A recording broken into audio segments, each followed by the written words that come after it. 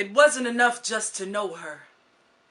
I had to really get to know her, so as I undressed her, she warned me of the scars. She said, please don't be afraid. Most of them have healed, but yes, there's still some that are fresh, and I know that I'm a mess, but there, upon her silence, is where I touched her. Eyes closed and receptors wide open, I read her body like Braille. The story began at her ribs, and it read so well. That's where the first markings lived. They were the oldest, rendered when she was the youngest kind of naive, not even old enough to conceive just how bad life can get. But then my hands met her wrists. I read them both like separate pages to a memoir with no end. It read the chronicles of a woman seeking redemption from her demons left unmentioned. But I bothered to listen to the scriptures that she wrote into her skin, because her tongue failed to articulate the hurt she had been living in. Attention was never given to those obvious incisions, so she left them out in the open as a reminder of the woman she might always be: broken, bitter, bearing blisters of coagulated angst, self-inflicted scarification that never once promised relief, tired from reading. I place my hands upon her knees as she begs me to read even further. So with a hand upon each thigh, I part her pages one more time, and she groans because it's sore, yet I am gentle. Alas, the newest chapter lies before me. Crimson ink still wet but legible. See, these are her deepest wounds yet. These are her deepest words yet. They're etched into her flesh like diary entries, written for her eyes only. But if only she knew how beautiful she was. If only the blood pumping to her heart was enough for her to feel alive. If only she didn't have to feel it rushing from her thighs. If only I could teach her to grip pens instead of knives, she might be able to write these stories on parchment instead. Instead, she's hell-bent on leaving these marks before others do. This act alone lets me know that her mind is skewed, but I say before I go to bed with you, perhaps you should wake up for you. I'm just a band-aid on a gunshot wound, and darling, you've got more healing to do, and it does not begin with loving me. You cannot possibly love me, because you have yet to love yourself. See, I can give you endless affection, but I can't teach you self-wealth. How can I convince her that bloodshed is only necessary during menstrual cycles and childbirth, and even then it seems superfluous? How can I convince her that the elixir doesn't lie within a straight razor or dull knife? How can I say life is easy, but living it is hard? Truth is, it's not my job. But I find it odd that she still lies before me, bare-breasted and awaiting my application, but I don't apply to what she is going through. Have you ever dodged a bullet that wasn't even meant for you? I have. And so I drew her a bath, because that's all that I could offer her. I was hoping that I could rinse these demons up off of her, and then we waited. But of course her demons never dissipated. We could have waited in that water for a lifetime. But in the dirt and grime, she'd never find a God good enough. So grief-stricken that the skin she lived in was nothing more than a canvas for her arbitrary distortion. But I can't take this kind of distortion, so I beg her pardon. Gathering herself, she leaves her hardened heart beating along my bedside, along with an alizarin scripture that managed to seep from one of her many tattered markings. See, I loved her and her story enough to read it and retell it somewhat poetically.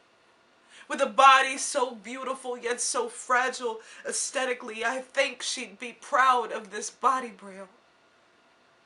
And if I never get the chance to read or touch it again, At least it's finally been written, and I might save someone else's skin.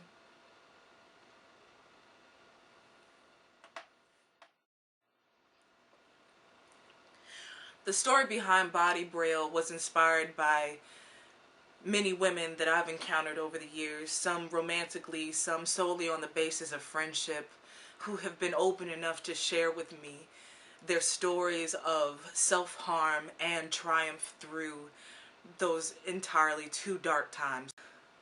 It was a gift to be a photographer, a friend, someone who could frame up and make sense of the body that endured such horrifying stories.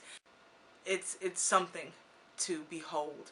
A woman, a human being who is unafraid of her scars and wears them for the world to see. And I find the beauty in that. As a photographer, I know that there's a trend to just continuously be flawless and portray a very unrealistic, sometimes plastic version of ourselves for the world to still pick apart. And I'm not about that. I'm not about that. I'm all about capturing what is honest and what is true and what is factual about the human experience. And Body Braille, the groundwork for that poem, was having the privilege of photographing women who share this story. I was once in a relationship, several in fact, where they were cutters. For whatever reason or the other. But no one speaks of the caretaker's position, what it's like to keep watch through the night, hoping that this isn't the night that you lose that person that you hold so dear. And there's nothing you can tell them. There's no amount of love you can give them. There's no amount of you that can make them whole. And that's the hardest part to accept. You go from wanting to be angry to being incredibly full of grief, so much so that you feel every incision in their skin happens to you. So when I get the opportunity to photograph women who have endured these horror stories of when they don't even recognize themselves in the mirror, or when they find that in severing themselves they realize there's a relief in that, there's a release.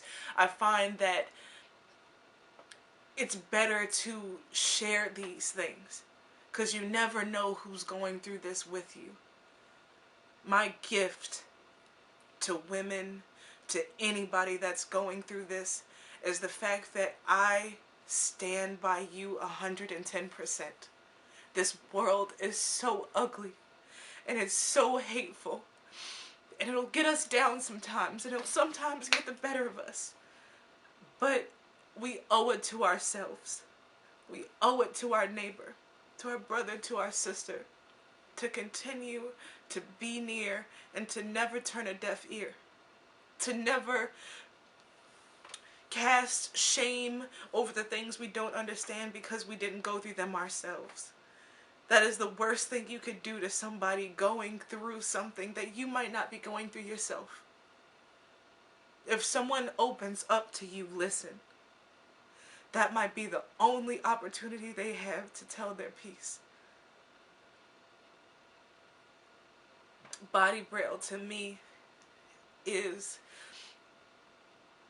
a lifeline that I cast out to anybody going through that thinks they're not good enough, to think that their scars are too wide to fill. It's never too late to share your story.